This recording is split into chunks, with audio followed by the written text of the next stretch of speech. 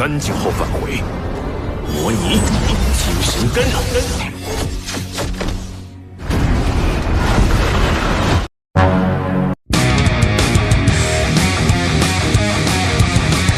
Halo guys, kembali bersama Mimin di channel Dimensi Donghua. Di video kali ini, Mimin akan melanjutkan cerita Solen 2 episode 157, yang dimana dalam cerita ini, Yuho akan segera bergabung kembali bersama tim 7 Monster Strike untuk membahas rencana selanjutnya demi menghancurkan kerajaan Ryu, sehingga membuat Pangeran Sutiandran merasa panik dan cemas. Bagaimana cerita selanjutnya? Langsung aja kita masuk ke alur ceritanya. Ini dia, let's check it out.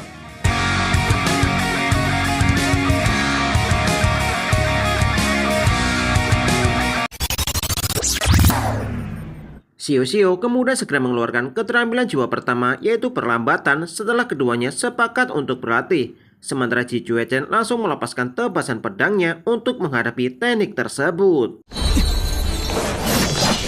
Sambil menghindari tebasan pedang Ji Juechen, Xiao kemudian melemparkan kuali segel untuk membatasi gerakan Ji Juechen. Namun Ji Juechen berhasil memukul kuali itu, kemudian melemparkan pedangnya ke arah Xiao. Sedangkan Xiao harus menggunakan serulingnya untuk menangkis lemparan pedang Ji Juechen. Xiao kemudian melepaskan tungku penjaga jiwa 3 kehidupan, yaitu Getaran Tungku, setelah mengetahui jika Ji Juechen melepaskan tebasan pedang penghakiman. Setelah itu, Xiao juga melepaskan keterampilan jiwa kedua, yaitu 9 Poinik datang berseru untuk mengikat tubuh Ji Juechen. Namun Ji Juechen berhasil melepaskan diri menggunakan teknik pedangnya. Susansi menyadari jika kekuatan Ji Juechen terletak pada momentum yang dia kumpulkan sebelum pertarungan. Sedangkan yang dilakukan oleh Xiao membuat momentum Ji Juechen semakin melemah. Sehingga jika Xiao bisa menunda pertarungan lebih lama, dan Ji Juechen mungkin bisa kalah. Namun Ji Juechen segera menggunakan wujud sejati untuk meningkatkan serangan. Xiao kemudian memperingatkan Ji Juechen untuk memerhatikan di belakangnya, sehingga Ji Juechen segera melepaskan beberapa tebasan pedang. Xiao kemudian melepaskan keterampilan jiwa ketiga, yaitu segel Poinik untuk menangkap Ji Juechen. Namun Ji Juechen langsung melemparkan pedang penghakiman untuk menebasnya. Namun dengan seruling burung Poinik, Xiao masih mampu menyegel Ji Juechen. Ji Juechen kemudian menyadari bukan hanya gerakannya yang melambat, bahkan aliran kekuatan jiwanya juga ikut tersegel. Ji Juechen kemudian mengakui jika kemampuan kendali ini sangatlah kuat. Tak lama kemudian, Ji Juechen melepaskan penghakiman cahaya aurora untuk menebas para burung Poinik tersebut. Heicheto kemudian merasa cemas setelah melihat Xiao terkena tebasan pedang Ji Juechen. Namun ternyata hal itu hanyalah sebuah bayangan pengganti burung Phoenix. Xiao kemudian segera merilis keterampilan jiwa ke-7, yaitu 9 Poinik datang berseru, dan juga mengaktifkan wujud sejati dari roh pelindung. Dengan kemampuan roh wujud sejati, Xiao segera merilis keterampilan jiwa ke-6, yaitu pilar Phoenix. Sedangkan Ji Juechen berusaha menahan serangan tersebut menggunakan keterampilan jiwa pedangnya. 5 pilar burung Phoenix berhasil menekan Ji Juechen, sehingga Ji Juechen langsung menghancurkan 5 pilar tersebut menggunakan tebasan pedang penghakiman. Menyadari jika Ji Juechen berniat menggunakan domain pedang gilanya, Xiao segera merilis keterampilan jiwa ke-8, yaitu tungku penjaga jiwa kehidupan. Kemudian mereka berdua saling melepaskan serangan teknik jiwa terkuat mereka. Dalam bentrokan tersebut, Ji Juechen tidak menyangka jika teknik jiwa Xiao ternyata sangatlah kuat, dan Ji Juechen mengakui jika dirinya telah kalah, sedangkan Xiao adalah pemenangnya. Namun Xiao beranggapan jika Ji Juechen pasti sengaja mengalah. Sementara itu, Heicheto tidak menyangka jika Xiao sudah sekuat ini. Bahkan dalam jarak tertentu, Heicheto mungkin juga bukan tandingannya. Namun Xiao bertanya apakah Heicheto takut. Bahkan jika kedepannya, jika dia berani mengganggu, Xiao akan menghajarnya. Tak lama kemudian, semua orang dikejutkan oleh kembalinya Yuho dan juga Tang Wutong.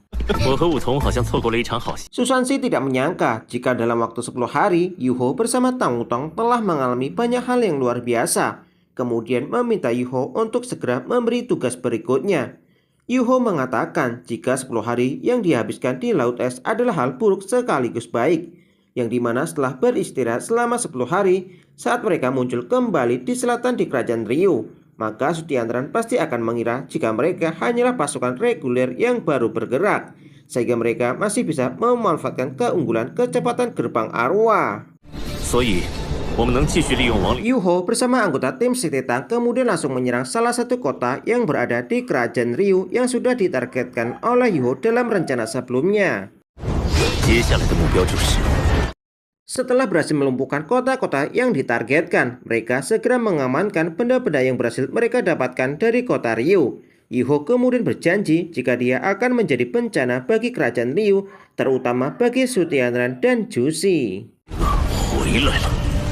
Sementara itu, Pangeran Sutiantran sangat marah setelah mendengar berita tentang kota Heiyu yang telah berhasil ditembus dan 12 kota di selatan dalam keadaan darurat. Bahkan belum ditemukan satupun jejak regu pemandu jiwa yang menyerang. 养他们是吃干饭的吗？ Perdana Menteri kemudian memberitahu jika kota-kota di pesisir selatan adalah sumber utama pendapat pajak negara. Ia menduga jika perampok ini sengaja menjarah 12 kota berturut-turut dalam 5 hari, kemungkinan untuk menggoyahkan dukungan rakyat kepada Sutiantran. Sehingga Sutiantran kemudian bertanya apakah Perdana Menteri memiliki pandangan lain. 哦，首相有何高见？ Perdana Menteri mengatakan jika dalam kondisi kritis seperti ini, istana tidak boleh goyah dan kehilangan fokus, yang dimana mereka harus dengan kekuatan badai untuk menyerang sasaran spesifik demi menjaga semangat pasukan di garis depan. 不能动摇分心。 Sementara itu, BB merasa puas karena hasil yang mereka capai sudah berlimpah, namun belum sampai mengguncang pondasi kerajaan Ryu. Yuho kemudian menyarankan jika ingin membuat Sutiantran benar-benar takut, mereka harus membuatnya tahu jika mereka sewaktu-waktu bisa mengambil nyawa Sutiantran. Sehingga Yuho menyarankan untuk melanjutkan menyerang sampai Sutiantran tidak bisa tidur. 命，继续打，打到他睡。 Perdana Menteri beranggapan jika penjahat ini adalah satu kelompok yang sama, namun Ye Yulin mengatakan jika hal itu tidaklah mungkin, yang dimana perbatasan negara mereka dijaga oleh pasukan yang kuat dan dipenuhi pemandu jiwa deteksi udara persesi tinggi di seluruh wilayah darat dan juga udara. Bahkan tidak ada satupun regu pemandu jiwa yang bisa bergerak bebas dari utara ke selatan tanpa terdeteksi. Namun Perdana Menteri yakin jika penjahat yang menyerang utara dan selatan adalah orang yang sama dan mereka menggunakan jalur laut. 南方的贼子是同一批人。 Namun Ye Yulin memberitahu jika wilayah utara kerajaan adalah Laut Es yang berbatasan dengan dataran es utara. Sementara iklim dataran es utara sangatlah ganas, sedangkan mengelilingi dari perairan utara tidaklah mungkin. Ye Yulin beranggapan jika Perdana Menteri terlalu melebih-lebihkan kemampuan musuh. 兵高精度的高空探测混。 Perdana Menteri mengatakan jika para penjahat ini pergi dari pelabuhan selatan kerajaan Singlo dan menggunakan kapal besar yang dijaga regu pemandu jiwa di perairan dalam mengelilingi Laut Selatan, kemudian melewati garis pantai barat dan ke utara, mengelilingi 2/3 garis pantai negara mereka hingga mencapai wilayah utara, menyerang kota Oke dan Dongyang, kemudian mereka segera naik kapal kabur jauh mengikuti jalur yang sama langsung menuju selatan negara mereka, kembali melancarkan satu kali serangan. Mendengar hal itu, Ye Yulin mengakui jika hal itu memang masuk akal. 你又认为如何？ Pangeran Sutiantran kemudian bertanya, menurut pendapat Perdana Menteri, apa tujuan dari kelompok ini? Sementara Yuho memberitahu kepada teman-temannya jika situasi yang benar-benar bisa membuat Sutiantran takut hanya ada satu, yaitu jebolnya pertahanan kota Mingdo. Susansi mengatakan meski mereka selalu meraih kemenangan, namun mereka akan terlihat sombong jika beranggapan bisa menembus kota Mingdo hanya dengan beberapa regu pemandu jiwa.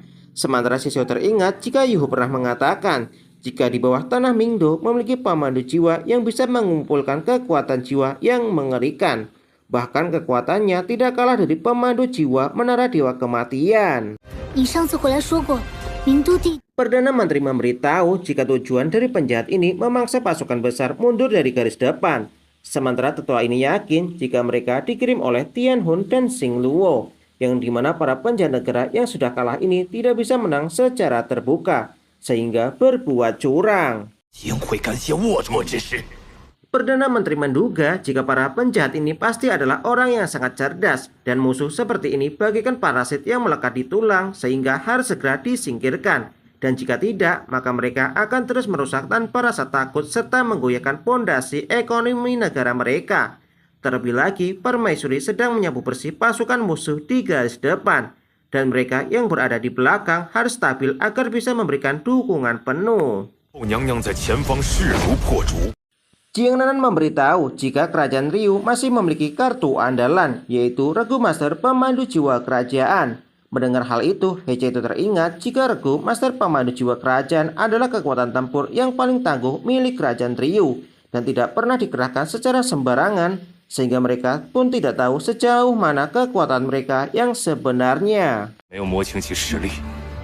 Yuho mengatakan jika mereka akan menggunakan strategi mengeluarkan harimau dari gunung dan membuat Regu Master Pemandu Jiwa Kerajaan keluar dengan sukarela dari kota Mingdo. Sementara Perdana Menteri menyarankan kepada Su Tianran untuk menyerahkan Regu Master Pemandu Jiwa Kerajaan secara diam-diam berangkat ke selatan. Kemudian berikan pukulan telak untuk membersihkan para penjahat sepenuhnya dan kembali.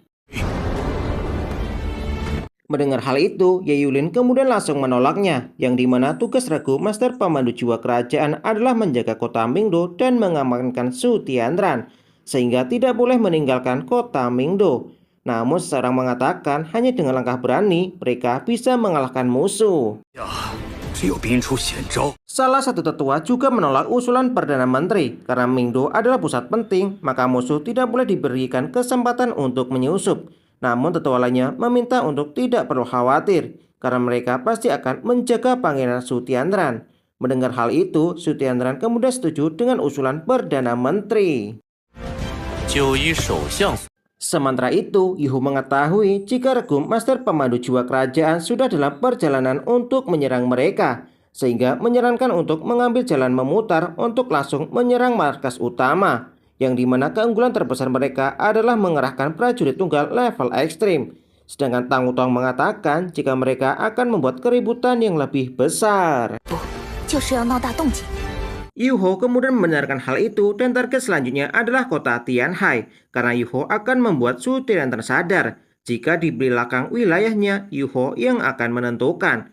Kemudian Yuho bersama teman-temannya langsung bergerak menuju kota Tianhai. Seorang wali kota bertanya apakah komandan jiwa setuju memindahkan pos pemandu jiwa ke dalam kota untuk berjaga. Namun prajurit ini mengatakan meski sudah berulang kali memohon, komandan tetap tegas menolak perintah wali kota. Mendengar hal itu, wali kota beranggapan jika para master pemandu jiwa yang merasa dirinya terlalu tinggi sama sekali tidak memahami situasi besar. Sedangkan Regu Master Pemandu Jiwa yang misterius sedang mengintai mereka. Jika kota Tianhai jatuh, maka kota-kota di belakangnya akan benar-benar terbuka. Tak lama kemudian, wali kota ini dikejutkan oleh sebuah mata besar di atas langit. Wali kota kemudian menyadari jika musuh telah datang. Yuho kemudian segera menggunakan simulasi gangguan mental, sedangkan BB memerintahkan pasukan Sekte Tang untuk menyerang. BB juga memberi perintah kepada Regu Sekte Tang untuk pergi mengikutinya. Sementara wali kota Ryu memerintahkan kepada bawahannya untuk meminta bantuan ke Regu Pemandu Jiwa. BB juga memerintahkan untuk masuk ke kota dan segera merebut gudang, yang dimana di perairan dekat kota Tianhe terdapat tambang bawah laut yang menghasilkan logam langka bernama perak karam laut, dan hal itu merupakan material wajib untuk membuat peluru meriam pemandu jiwa kaliber tetap. Yuho kemudian memerintahkan kepada semua anggota Sekte Tang untuk mengambil semuanya yang ada di gudang, karena pasukan bantuan dari pihak musuh sebentar lagi akan datang. Namun jika mereka tidak datang, maka Yuho tidak akan bisa menyusup ke kota Mingdo. Tang Wutong kemudian bertanya apakah master pemandu jiwa di luar kota berani datang untuk menghadapi mereka. Namun Yuho mengatakan jika mereka tidak keluar, Yuho akan menghancurkan kota Tianhe sepenuhnya dan melihat seberapa lama mereka bisa menahan diri. Sehingga Tang Wutong menyadari jika Yuho memang sedang memaksa mereka untuk bertempur. Tang Wutong kemudian merasa penasaran karena pos pemandu jiwa di luar kota tidak berani keluar sama sekali setelah mereka mengosongkan semua gudang di kota Tianhai. Namun Yuho mengatakan jika mereka harus menunggu reaksi dari pihak kota Mingdo. 我的行动。 Yuho kemudian merasakan jika ada kekuatan yang sedang menuntunnya, yang dimana hal ini merupakan kekuatan takdir. Sementara Tang Wutong merasa penasaran meskipun tidak ada angin, namun tanaman di tempat ini tetap bergerak. Yuho memberitahu jika mereka sedang takut dan menganggap Yuho sebagai predator dari puncak rantai makanan.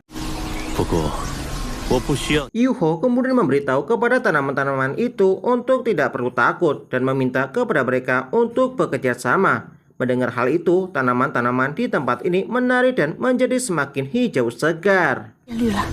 这种感觉真是太…… Yuho tiba-tiba merasakan perasaan yang cukup familiar, yang dimana aura ini milik Kaisar Biru Perak yang ternyata berada di dalam wilayah kerajaan Ryu.